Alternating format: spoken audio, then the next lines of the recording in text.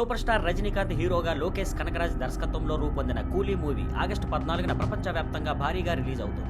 ఈ సినిమాలో నాగార్జున, అమీర్ ఖాన్, ఉపేంద్ర, సత్యరాజ్, షౌబిన్ షాహిర్, శృతి హాసన్ వంటి స్టార్లు నటిస్తున్నారు. ఇందులో నాగార్జున, అమీర్ ఖాన్ కోసం ఈ సినిమా చాలా కీలకం. నాగార్జున సతత ప్లాపల తర్వాత మార్గం మార్చుకున్న నాగార్జున వయసుకు తగ్గ పాత్రలు, సపోర్టింగ్ రోల్స్ చేసేందుకు ముందుకు వచ్చారు. ఇటీవల కుబేరా సినిమాలో నటించి మంచి రెస్పాన్స్ అందుకున్నారు. ఇప్పుడు కూలీలో సైమన్ అనే విలన్ రోల్ చేస్తున్నారు. ఇది తన నటనలో కొత్త కోణాన్ని చూపించగలదని, హిట్ అయితే లీడ్ రోల్స్ తో పాటు సపోర్టింగ్ రోల్స్ కూడా చేస్తానని భావిస్తున్నారు. Aamir Khan secret superstar తర్వాత అమీర్ సినిమాలు సక్సెస్ కాలేదు. Thugs of Hindustan, Laal Singh Chaddha flop అయ్యాయి. చివరి సినిమా సితారే జమీన్ పర్ సరైన ఫలితం ఇవ్వలేదు. ప్రేక్షకుల్లో అమీర్ సినిమాలపై ఆసక్తి తగ్గింది.